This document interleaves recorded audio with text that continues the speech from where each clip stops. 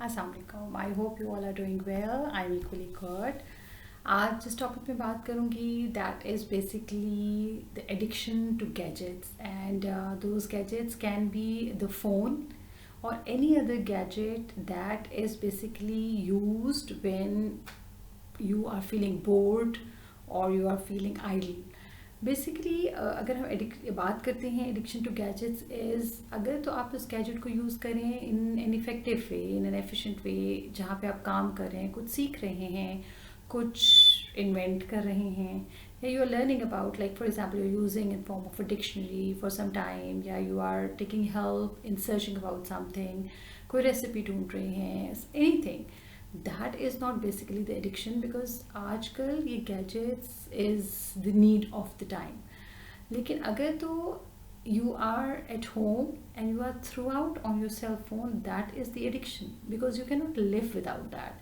और अगर हम बात करते हैं एडिक्शन की तो उस एडिक्शन के अगेंस्ट अगर हम बच्चों की बात करते हैं तो उस एडिक्शन के अगेंस्ट क्या होता है कि उन बच्चों के अंदर बेसिकली अटेंशन डिफिसिट हो जाते हैं. वो बच्चे, उनका they lost focus, they can not focus on something that is given to them, they feel difficulty in learning, they feel anxious about things, उनको स्ट्रेस हो जाता है, डिप्रेशन हो जाता है, एंजाइटी हो जाती है.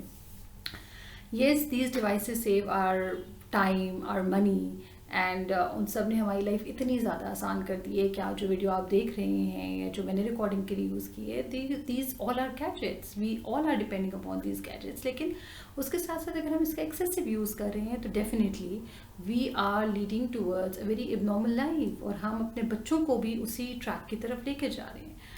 हम बात करते हैं तो this is a battle worth fighting.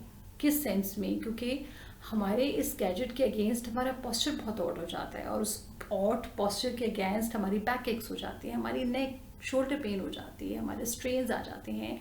And you know it is something जिसके बाद आप अपनी उस डिवाइस को यूज़ करते करते करते करते आप बिल्कुल उसके ऊपर गिर जाते हैं और आपको समझ ही नहीं आ रहा होता.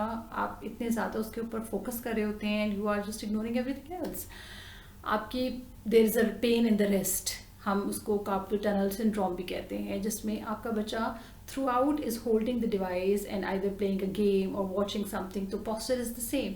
तो वो जब फ़ोन को रख के वो बच्चा अपना हाथ सीधा करते हैं, हम भी हाथ सीधा करते हैं, तो हमें लगता है that's frozen.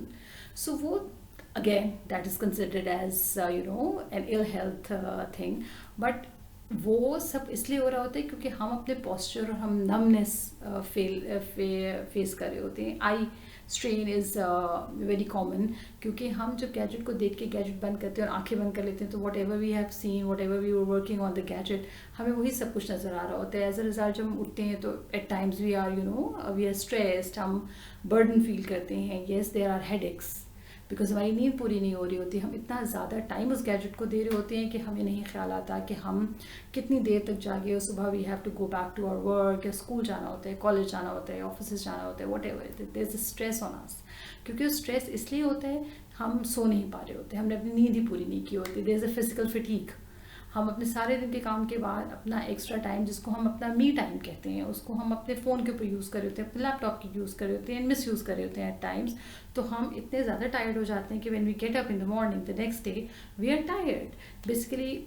Then yes, our sleep patterns become poor. और उसके अलावा हमारे पास क्या और इश्यूज़ आ जाते हैं कि हमारे ओबेसिटी के इश्यूज़ आ जाते हैं. और बाय ओबेसिटी आई मीन कि आप बैठे हुए हैं और आप उस बैठे बैठे बैठे बैठे आप खा भी रहे हैं, आप पी भी रहे हैं, आप बस उसी गैजेट के ऊपर हैं और आपको समझ नहीं आ रहा कि क्या. और एक पोस्चर में बैठे हुए हैं, आपकी आपके hip size is increasing and all these things. These are the things, yes, which are a part of today's life. This is a need of today. But again, at the same time, even if it is a need of today, we need to understand कि are we making it a need of the time in terms of getting our work done, क्योंकि उससे हमारा काम आसान होता है. हम बोलते हैं चीज़ें टाइप हो जाती हैं, हमने कोई चीज़ सर्च करनी होती है, हम उसको यूज़ कर लेते हैं. But at the same time please इस चीज़ को अंडरस्टैंड करें कि हमारे बच्चे जिन गैजेट्स को यूज़ कर रहे हैं उन गैजेट्स के ऊपर एक्चुअली क्या देख रहे हैं. हमारे बच्चे वीडियोस देख रहे हैं, मूवीज़ देख रहे हैं, उसमें एकदम से पॉपअप एड्स आ जाते हैं, कुछ भी आ जाता है, तो वो बच्चे एट टाइम्स उसको इग्नोर भी कर देते हैं बट उसको क्लिक भी कर लेते हैं. And then that becomes the history. Before your child becomes the history. It's better if you check the history and you go one step forward. आप अगर बच्चे को सिर्फ ये कहेंगे कि मैं गेम खेल रहा था मामा, या मैं गेम खेल रही थी, और हम उसको सिर्फ ये कहेंगे कि वो बच्चा गेम खेलता है या वो कुछ भी देख रहा होता है, तो हमें yes, we need to trust on our kids, but yes, at the same time we need to understand कि we do not have to make addicted our kids, क्योंकि हमने उनके ऊपर बहुत ज़्यादा टाइम एंड एफर्ट पे किया होता है, वेस्ट नॉट वेस्ट बट हमने बहुत ज़्यादा स्पेंड किया होता है. So do not make it a waste, just make it a proper use. और आप जब इस चीज़ के ऊपर प्रॉपर चेक एंड बैलेंस रख लेंगे तो आपकी अपनी लाइफ बहुत ज़्यादा आसान हो जाएगी. Try to avoid these gadgets because आपके बच्चों की health is in your hands, and if your child is not in your control, that becomes something that is a disaster then. हमारा बच्चा लाउड म्यूज़िक सुन रहा है विद द एयरपॉड्स, और उसके ऊपर वो रेड साइन या वाइट से रेड साइन हो रहा है, and then you are listening to that and then you are decreasing the volume. This means this is something जो आपके बच्चे के लिए it is multiply by 2. So आप अपने बच्चे को आज सेव करें and try to save your child from all the negative effects on your child physical health, on your child mental health from this excessive gadget. And if this gadget is become excessive in terms of usage, that will cause the lack of sleep and all these things, and as a result your child will lose the health, the freshness, everything.